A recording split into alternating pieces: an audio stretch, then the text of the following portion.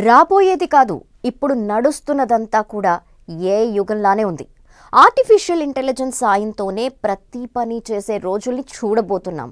ఈ క్రమంలోనే American tech దిగ్గజాలు ఎలన్ మస్క్, శామ్ ఆల్ట్మన్ మధ్య పోటీ ప్రారంభమైంది. ఒకరిప్పటికే ఓపెన్ ఏఐతో సంచలనాలకు తెరతీస్తే మరొకరు గ్రోకోపీడియాతో సమాచార విప్లవాన్ని మరో రేంజ్కి తీసుకువెళ్తామంటున్నారు.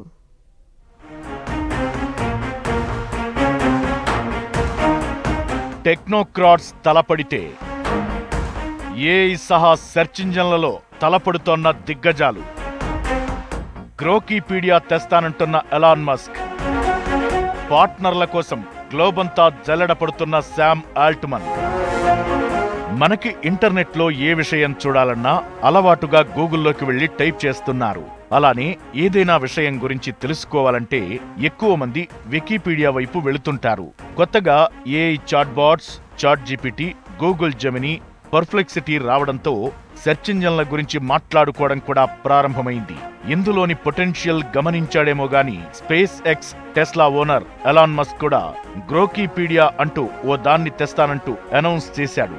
ఇప్పటికే గ్రోక్ పేరుతో యూజర్లకు కావాల్సిన విధంగా కంటెంట్ ఇస్తున్న మస్క్ గ్రోకీపీడియాని కూడా అదే రేంజ్లో తీసుకొస్తాడనే అంచనాలు ఉన్నాయి.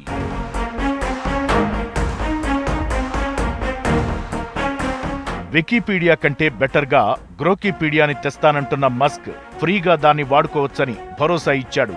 గ్రోకీపీడియా 0.1 బీటా వర్షన్ మరో 2 వారాల్లో అందుబాటులోకి రానుండగా ఇదంతా కూడా మస్క్ XAIనే తయారు చేస్తోంది.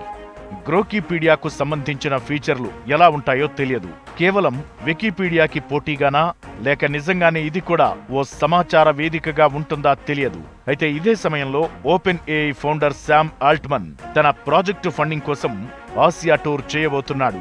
ఓపెన్ ఏఐ రీసెర్చ్ ఇన్ఫ్రాస్ట్రక్చర్ పెంచుకునేందుకు యుఏఈలో ఇన్వెస్టర్లను కలవబోతున్నాడాయన. కంపెనీకి సంబంధించిన కంప్యూటింగ్ కెపాసిటీని పెంచాలనేది ఆయన ప్లాన్.